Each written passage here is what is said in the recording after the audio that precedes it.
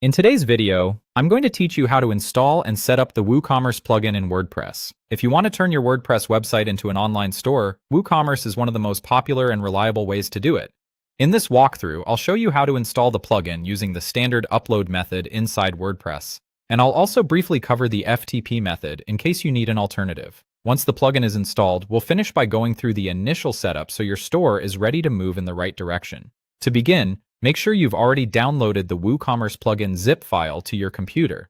Keep it somewhere easy to find, like your desktop or downloads folder, because you'll need to select it during the installation process.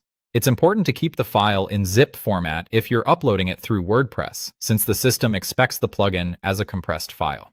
Next, open your WordPress dashboard and sign into your website's admin area. From the left-hand menu, go to Plugins, then choose Add New Plugin. This is the section where you can install new plugins directly into your site.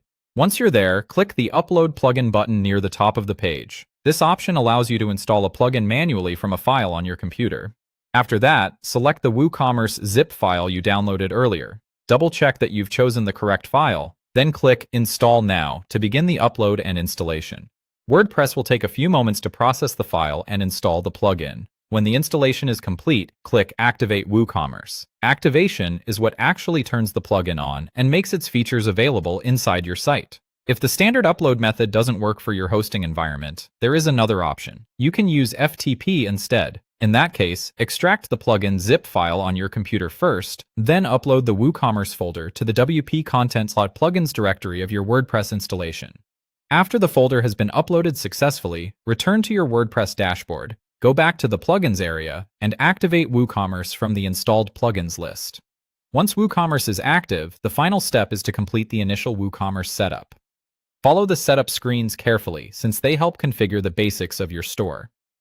This usually includes essential store settings that prepare WooCommerce to function properly from the start. And that's it. After completing the setup, WooCommerce will be installed, activated, and ready for you to continue building your online store.